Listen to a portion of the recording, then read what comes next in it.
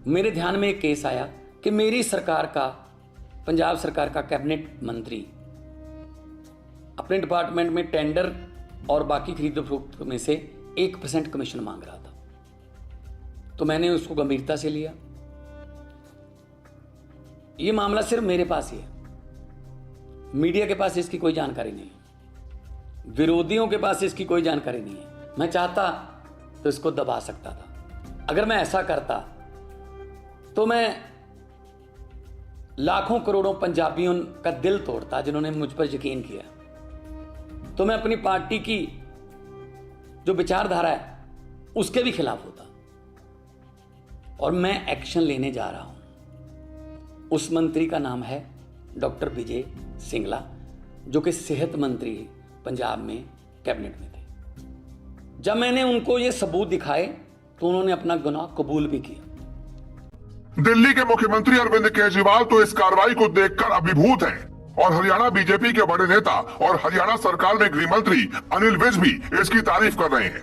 अगर भ्रष्टाचार के खिलाफ ऐसी ही चोट होती रहे तो पीएम मोदी और अमित शाह भी केजरीवाल की तारीफ करने से खुद को रोक नहीं पाएंगे।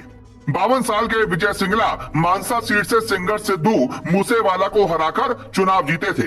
पंजाब में 3 नेता बड़े मार्जिन से चुनाव जीते थे, उसमें डॉक्टर विजय सिंगला तीसरे नंबर पर थे। विजय सिंगला पेशे से डेंटिस्ट हैं, पत्नी भी डॉक्टर है। 6.5 करोड़ से ज्यादा की संपत्ति है। संपत्ति का लोभ इतना है कि बठिंडा के ठेकेदार से शुक्राना मांगा, मंत्री की कुर्सी चली गई। आज से 7 साल पहले दिल्ली के मुख्यमंत्री अरविंद केजरीवाल ने ऐसा ही फैसला लिया था जब खाद्य आपूर्ति मंत्री रहे आसिम अहमद खान को 6 लाख रुपए रिश्वत मांगने के आरोप में बर्खास्त कर दिया था। 7 साल पहले केजरीवाल ने इस ईमानदारी की नींव रखी थी और एक झटके में खाद्य आपूर्ति मंत्री को बर्खास्त कर दिया था। उस वक्त केजरीवाल भी नहीं जानते थे कि उनकी टीम में एक कमीशनखोर है, लेकिन जैसे ही भनक लगी वैसे ही तूफान आ गया था। यही हाल भगवंत मान का हुआ। 19 मार्च 2022 को भगवंत मान ने जब सिंगला समेत 10 मंत्रियों को अपनी टीम में शामिल किया तो वादा था ईमानदार सरकार देने का। 23 मार्च को विजय सिंगला ने इसी वादे के तहत अधिकारियों को कहा कि भ्रष्टाचार बिल्कुल बर्दाश्त नहीं किया जाएगा, जीरो टॉलरेंस की नीति अपनाई जाएगी, जो भी रिश्वत मांगे उसे जेल भेज दो। अफसरों को लगा कोई ईमानदार मंत्री है, लेकिन जब मंत्री जी की पोल खुली तो वो अफसर भी हंस रहे होंगे। सरकार 75 मोहल्ला क्लिनिक का काम शुरू करने वाली है। इसके लिए अगर मंत्री ईमानदार नहीं हुआ तो जनता को इलाज तो छोड़िए, जो क्लिनिक बनेगा उसमें भी घपला हो जाएगा।